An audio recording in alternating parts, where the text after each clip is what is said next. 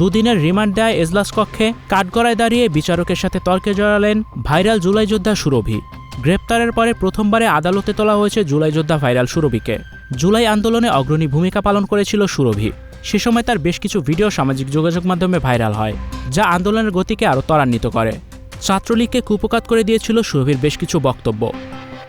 অভিযোগে গভীর রাতে নিজের বাড়ি থেকে গ্রেপ্তার করা হয় সুরভিকে। তবে জানা গেছে সাথে সম্পৃক্ত ছিল না সুরভি। এক পুলিশ কর্মকর্তার প্রস্তাবে রাজি না হওয়ায় তাকে মিথ্যা মামলায় ফাঁসানো হয়েছে। আজ শুনানি শেষে বিচারক সুরভিকে 2 দিনের রিমান্ড মঞ্জুর করেছে। বিচারকের রায়ে কাঠগড়ায় দাঁড়িয়ে চিৎকার চেঁচামেচি শুরু করে দেয় সুরভি। এই রায় তিনি প্রত্যাখ্যান করেন। এই রায় তিনি মানেন না। তবে সুরভির বয়স মাত্র 17 বছর। তিনি প্রাপ্তবয়স্ক নন। তার বিচার হবে শিশু আইনে। তাকে রিমান্ডে নেয় আইন বহির্ভূত। সুরভিকে রিমান্ডে নিতে তার বয়স 17 বছরের বদলে 21 বছর বানানো হয়েছে, যা আইনের চরম লঙ্ঘন। আবার সুরভির মতো একটা মেয়ে 50 কোটি টাকার চাইতে পারে, এটা অবিশ্বাস্য। সুরভিকে মুক্ত করতে ইতিমধ্যে এগিয়ে এসেছেন অনেকেই। চাপের মুখে পড়ে আইন উপদেষ্টা আসিফ নজরুল বলেছেন সুরভিকে দ্রুতই মুক্ত করা হবে। সুরভি বলেন ফারুককে টাকা না দেওয়ার কারণে তার রিমান্ড আবেদন করেছে। তাকে রিমান্ডে পাঠানো হয়েছে।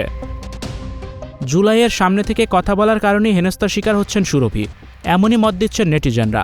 ভিউয়ার্স, আপনি কি মনে করেন সুরভিকে ইচ্ছে করে ফাঁসানো হয়েছে? আপনার মতামতটি জানিয়ে অবশ্যই কমেন্টস করুন। Icon focus 24 TV, powered by 4D Fourth Dimension। আমাদের চ্যানেলটি সাবস্ক্রাইব করে আমাদের সাথে থাকুন।